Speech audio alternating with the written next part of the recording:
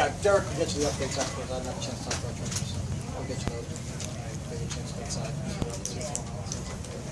Chip, how much did the intensity pick up having the full team here? Well, obviously, I mean, we were very, very slow, and we had the rookies in here. I think we had 29. You know, at some positions didn't have any running backs, so you know, obviously it was a lot different tempo. Our tempo for the 2 days before today was just all teach tempo. There was no real group work, so you know, we got 11 on 11, 7 on 7. We did 1-on-1s today. We got a lot of real good work, so I'd say really picked up. Now that you're able to kind of have the defense play man press if they want or run, what does that? What drills does that allow you to do something? You switch 1-on-1s, and then I mean, yeah, everything. We couldn't. You know, the entire spring you're not allowed to press. You're not allowed to do 1-on-1 rush or anything from the 1-on-1 standpoint. Either had to be 7-on-7 or 11-on-11. So I guess more is better than less. I would think there'd be more pile-ups in 11-on-11 than 1-on-1, but.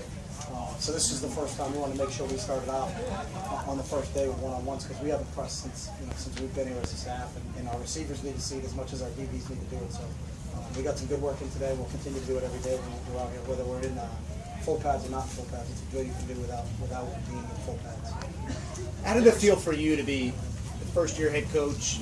First full day of camp, going out there, is this probably something you looked at your whole life to be able to come out here and do it in the NFL? I really did. It's no different than the spring. You know, the only good thing is the rules don't restrict you in terms of what you can do. You know, we spend more time in the spring saying, hey, we can't do that, back off, don't press, you know, because you're going to get in trouble and they're going to cancel practices on you. So, you know, that part was good that there weren't really any restrictions from a time standpoint, but the rest of that, didn't really think that way. So. You got Zach Ertz out there and some opportunities, even though the first team, you know, he missed most of the spring camps. Did he need to first come in here and kind of demonstrate he knows the playbook? Did you know that he knew everything? Nah, it doesn't matter. You're going to go. So your time's up. You're going to go. If it happens to be with the ones, it happens to be with the ones. I've said it since the day I walked in here. We're going to play as many guys as we can. They're all going to get reps, and we're going to evaluate you. So, you know, we're not picking and choosing and saying, oh, it's the ones and we can't put Zach in there. You know, if he's going to play for us, he's going to have to play with the ones. So, he's a smart kid. He did a real good job. You know, we'll see when we look at tape that he make any mistakes, but you know, he's been good in meetings and he's been good. You know, in the 2 days we had rookies, he obviously was really behind just because of the rule. But you know, the one thing you knew with him and both Jordan, both really sharp guys, and they worked at it. So you can tell they had their head in the playbooks when they were away. You know, and now it's good that we get a chance to actually work with them. Right, you're not doing any. You don't get them extra reps to make up for what they missed. Nah, same exactly. Were you content with the way everyone came into shape? Yeah, we had the guys did a great job in the conditioning test. 2 guys that didn't pass, 2 young guys that did pass yesterday. So, you know, everybody was full go. So, really happy with how they ran yesterday. It was impressive. So it proved to me that these guys are pretty serious and they did their work over the summertime because, you know, it's a real simple deal for us. If you didn't pass your test, and it didn't matter who you were, whether you were a rookie or you had been here for 10 years, if you didn't pass the test, you weren't going to practice. So everybody's practicing, everybody passed it. So the young guys probably had a little bit of a wake-up call, but they did a good job yesterday with it. So, you know, for the group to come in like that, I was impressed with the condition at this point. Chip, in the read option, when the quarterback runs and he has a gap and he runs, ideally, should he just take what the defense gives him, or do you want him to make as much as he can as if he's a running back? We tell our quarterbacks, you know, touchdown, first down, get down. Really what the thing is. I don't want them taking hits. I don't want them running people over. But you know, I also don't want them to hook slide when there's 7, 8 more yards they can gain. So it's just trying to get a feel for how far they can go if they're going to do it. So, but that's always been the mantra as I've taught this: touchdown, first down, get down. Is Kenny Bill's practicing without restrictions throughout the game? Yeah, he ran the conditioning test yesterday. He's full go. He's going. Going back to Jeff's question, how do you balance that with someone like Michael, who has ultra athleticism and for all these years been able to get away from defenders? How do you balance that with them? You balance it with everybody. I'd say don't get away from defenders. I say touchdown, first down, get down. You know, if you got open grass and there's nobody in front of you, hopefully you run all the way. You know, the first one's touchdown. So if you go 60 yards and run it in, then God bless you. You know, so we're not telling them to hook slide. I'm just telling them when contact is imminent, our guys are not, you know, 250-pound bowling balls that can run you over. You know, they got to understand that the best ability is durability. They got to play the next snap. So. How do you think the quarterbacks, Nick Foles and Michael Vick, were splitting first team reps? How do you think they came into this challenge of the quarterback competition? The way I hope they would. They understand it's a competition and that the best guy's going to win it. And all through their careers, they've had to compete. You know, and it's you know, I think there's a little bit even more satisfaction when you actually go out and win something, when something's handed to you. So the great thing about them, that one of the best qualities about those guys is they're unbelievable competitors. And it's a healthy competition. They're both pulling for each other. they know at any moment if one guy's named the starter, the other guy better be ready to go. He's a chin strap away from going in, so they still have to both prepare, and all of them have to prepare like they're going to be the starter, because you really don't know how it's going to shake itself out. But I think it's a real healthy competition, and I think those guys have really embraced it, and that's what makes those guys special. So it's a fun thing to watch. To be honest with you. What do you want to see, and what have you seen today so far? I know it's early. We're not hitting anything like that. It's early? What day is it? Day one. Oh, okay. But I mean, I just want to see those guys go out there and compete, watch film, and what decisions are they making, where are they putting the ball, are they accurate with what they're doing it, did they make the right decision? That sometimes them not throwing the ball is the right decision because everybody was covered. We're not turning the ball over, we're protecting it, we're giving ourselves the opportunity to take another snap. So those are it's not a one sentence, it's not a one paragraph, it's more than that. So there's a lot that goes into it, and we're going to make sure we take our time in the evaluation. But until we put full pads on and those guys are live, we're not going to find that out. So we're not going to make any decisions that are going to be based on practice and NovaCare. We need to get into the link and have people tee off on them and try to come after them, because there's a lot of quarterbacks that can stand back there and look pretty when they're wearing a red jersey, but when you take the red jersey off and it's live and full go, they become different guys. So we're going to have to see those guys in the heat of battles. So it seems like you gave Matt Barkley and his unit that he worked with more reps than you were during the mini camp. Is that? We went 1, 2, 3s just like we went through the mini camp. The same number of reps even for the three? I don't know the count, but it just goes forward to ones, forward to twos, forward to threes. We get into some of the competition things, second and long, things like that. You stay on the field, depending on if your offense executed and you get a chance. But when we're in just early, we always just go 4 sets of 4. 1, 2, 3, 1, 2, 3, 1, 2, 3. I don't know how much time's on the clock. In terms of Sunday practice, how's the structure going to be different? Just like this. Like one field, I'm saying, instead of just like this. We just got to tighten it up. But it's the same exact practice schedule. So it'll be the same exact thing. Individuals, we'll do some 3-on-2, we'll do 1-on-1s. We just got to be conscious of that we can't spread out. So we got to do some cooperation. I think some of our drills need to tighten up a little bit. Obviously the DBs put 60-yard range drills at the same time the receivers are throwing deep balls. So we got to cooperate a little bit more individual, but all the teams got to do this. And the structure of the practice, it's the same exact schedule that we mentioned. Bill Davis has said that you guys are moving from the wide 9 to 3 to 3-4. We'll talk about the versatility you get from that type of odd man front.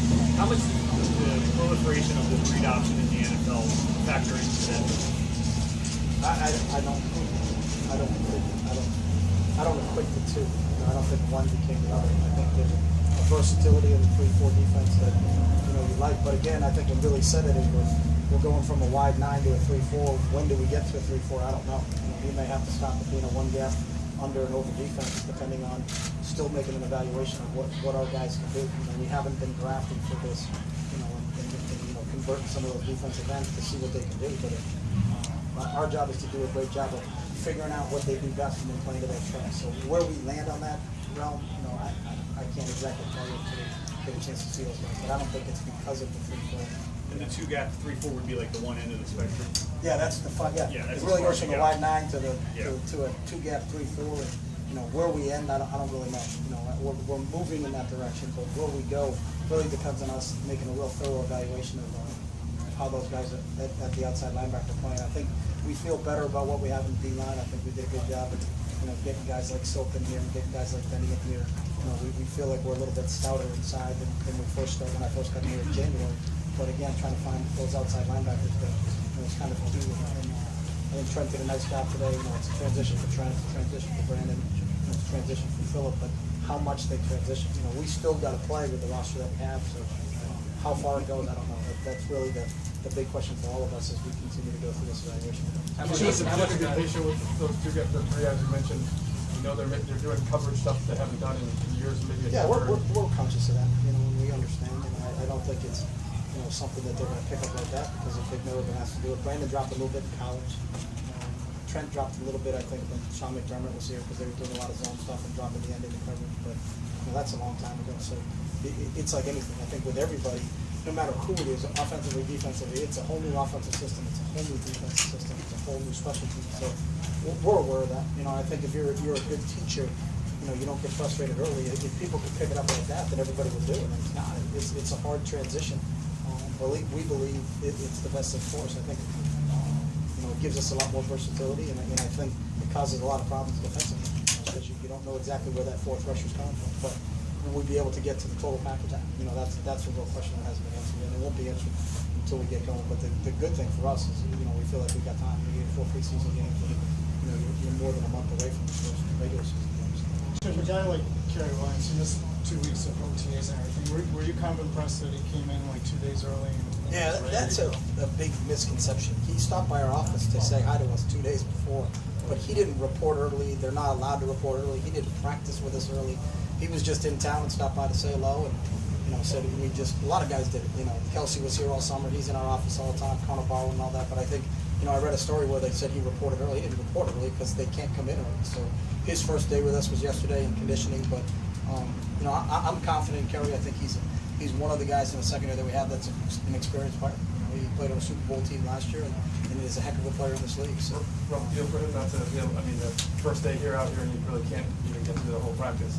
yeah, again, I don't know the final of that, so I think, you know, we'll find out. Derek will find out. Yeah, I just mean on the missed reps, then the other chance to get today. Yeah, we'll see. It's a long time now. I mean, we still not playing until September 9th. So, yeah. Jason Peters to me is what information you had in terms of how a player that age, that size, comes back from that type of injury? What? So I'm your last. What have you heard about that type of injury for a player like him? I don't think there is a player like him in the world, to be honest with you. Someone that big, that fast, that athletic, I think, you know, I catch myself in practice just going, wow. You know, 350 pounds and he runs like he's a tight end. So, I mean, I think he's an exception to every rule, so I don't think studying guys that have had Achilles injuries and try to say, hey, that guy would be like Jason. But I know he didn't have any ill effects when he was here during the spring, and he hasn't shown anything. He's not getting any extra treatment or anything like that. So he's been played 100%. So that same athleticism you saw on the film 2 years ago. Yeah, I've seen that. You know, we kind of, as a staff, look at each other all the time when he does something. He's kind of like, he's a pretty amazing athlete. If you talk about first down, touchdown, first down, slide down, Get or down. slide. I didn't say that, so I like to say get down. Okay. Throughout his career, Michael Vick has never seemed to be able to go into a complete first slide. He seems to have lost. Is that something that can be developed during his career? We'll see. You know, I can't. I'm not going to predict the future, but I mean, I know having our quarterback being able to play every snap is a pretty valuable tool for us. So, you know, it's something I think we got to work on. You know, it's not something you can just say do this. It's like anything else. You can't tell a guy to take a 5-step drop and then just expect him to do it the first time. I think it's something you got to practice. Take 2 more questions, guys. Nick's willingness to do something that he say did a little bit in high school. His willingness to do the re-option and His willingness to practice. Well, I mean, obviously I don't he think. can do it, but I don't think. does I'll be honest with you. If I call 20 read options with Nick Foles in the game, you should fire him. So, Yeah. you know, I think we're talking about practice right now. So, you know, I think we've got to figure out who our quarterback is before we understand the direction of where our offense is going. But we still have to practice plays. So, you know, just like one guy may throw the deep ball to the left, but then the other guy throws a deep ball to the left. So when the other guy's in, don't call the deep ball to the left. You know, part of what our evaluation is evaluating what do they do well. And if player X ends up being your quarterback, well, then our offense is big enough. And now, what part of the menu are we ordering from? You know, we're not ordering from the whole menu if that's something he doesn't do well. You haven't figured out what they do well yet, Chip? Not really, to be honest with you, Seth. I mean, we've been out here in shorts and t-shirts. We haven't had pads on. We haven't done much. They don't get hit. You know, tell me who's going to stand in the pocket against a full rush. I haven't seen him do that. Deshaun Jackson had a Nice couple work.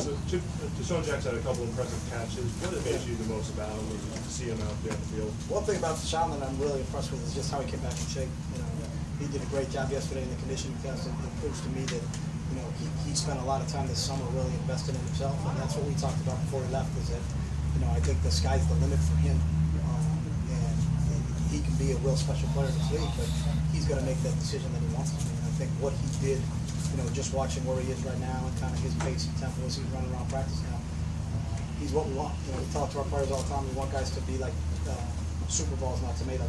You know, the Super Bowl bounces all the time, and that's what he is. He's the ultimate Super Bowl. He bounces all around the field. And you watch the looks he did, just making our punt team better by fielding kicks back there and making them learn how to cover it. So, real impressed with just how he's approached it, and how he came back to camp. And excited to continue working. I noticed like the punt returners with all the tennis balls as they were catching the punts. Let's try to teach them to catch the ball with their body, not their hands all the time, because sometimes you don't get your feet in proper position if you're always just reaching or grabbing your hands. So, you know, give them a couple times, just like using a weighted bat in baseball, kind of get a feel for how you're doing it the right way, and then you take the weight off. So they'll catch a couple without them, so they know they're in the proper position from a fundamental standpoint that you take the ball away? Felt good. A little sore, but I felt good today. Got a lot of good work in. Starting offensive line together as a unit for the first time since last year. So, we felt good today.